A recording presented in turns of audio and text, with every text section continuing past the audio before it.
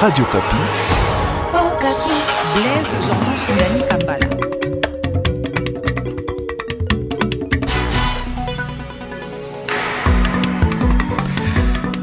Bonjour mesdames, bonjour messieurs et bienvenue à cette édition du journal. Encore une fois, bonjour mesdames, bonjour messieurs et bienvenue à cette édition du journal présenté par Blaise Shindani Kambala. Chapitre politique à présent, le parti politique Unité des Valeurs exhorte le gouvernement congolais à renvoyer les migrants refoulés des États-Unis vers leur pays d'origine.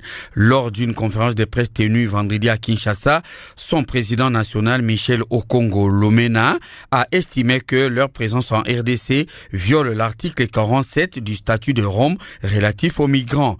Il a par ailleurs dénoncé plusieurs irrégularités dans l'accord sur les minerais critiques signé entre la RDC et les USA.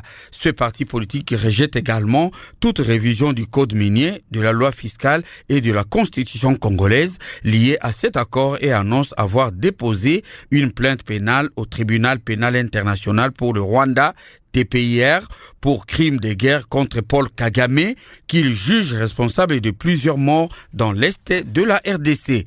On écoute Michel Okongo, président du parti Unité des Valeurs, au micro de Jean-Marc Matouaki. Dans cet accord, il y a beaucoup d'anomalies.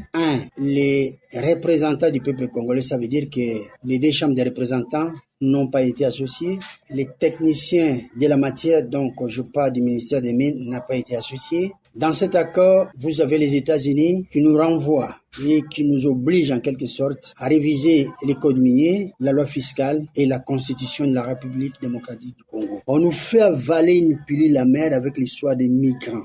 Le Congo n'a pas affaire aux migrants. Les migrants dont on parle ici, ce sont en fait des réfugiés politiques déboutés aux États-Unis, alors que selon l'article 4 ou 14 de la Charte des Nations Unies, normalement tout le monde qui se sent menacé a droit à demander l'asile dans n'importe quel pays. Le troisième point, j'ai dit, nous avons formulé une plainte pénale pour crimes de guerre, crimes d'agression contre Paul Kagame, parce que aujourd'hui nous déplorons plus de 20 millions de Congolais qui sont massacrés pendant près de 30 ans.